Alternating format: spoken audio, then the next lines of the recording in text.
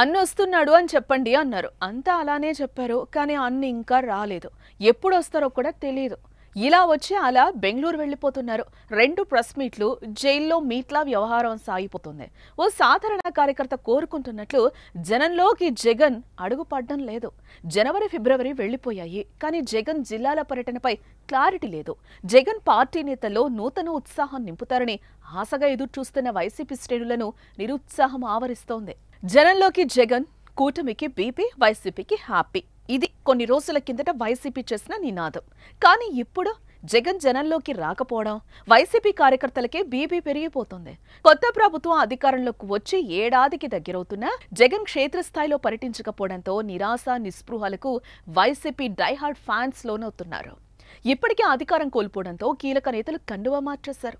నమ్మినోళ్లు కూడా విడిచి వెళ్లిపోయారు. మరోవైపు వైసీపీ నేతలపై కేసులు నమోదవుతున్నాయి. దీంతో లీడర్స్ తో పాటు క్యాడర్ సైలెంట్ అయిపోయింది. మళ్లీ పార్టీకి పూర్వ వైభవం రావాలంటే జగన్ జనంలోకి వచ్చి పార్టీకి బూస్ట్ ఇవ్వాలంటున్నారు.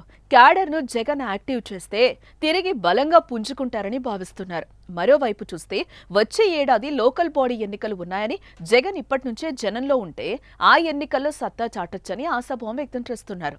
కానీ ప్రకటనలొచ్చి రోజులు గడుస్తున్నా జిల్లాల పర్యటన లేకపోవడం, జగన్ బెంగళూరుకి పరిమితం కావడంతో వైసీపీ కార్యకర్తల నుంచి అసంతృప్తి వ్యక్తమవుతోంది. జగన్ డిసెంబర్లో జనంలోకి వస్తారు అని పార్టీ నుంచి అప్పట్లో ప్రకటనలొచ్చాయి. ఆ తర్వాత కొత్త ఏడాది సంక్రాంతి తర్వాత అన్నారు. అయితే జనవరి నెలలో జగన్ లండన్ టూర్ పెట్టుకుని చాలా రోజులు అక్కడ గడిపారు. దాంతో ఇంకేముంది, ఫిబ్రవరి నుంచి జనంలోకి వచ్చి కూటమి సర్కార్ తప్పులను చీల్చి చెన్నాడుతారు వైసీపీ శ్రేణులని భావించారు. కానీ ఫిబ్రవరి నెల కూడా గడిచిపోయింది. జైల్లో వల్లభనేని వంశీ పరామర్శ, గుంటూరు మిర్చియాడ్ పర్యటన, పాలకొండలో అనారోగ్యంతో కన్నుమూసిన మాజీ ఎమ్మెల్యే, సీనియర్ రాజకీయ నేత పాలవలస రాజశేఖరం కుటుంబాన్ని పరామర్శతో ఫిబ్రవరికి బై చెప్పారు.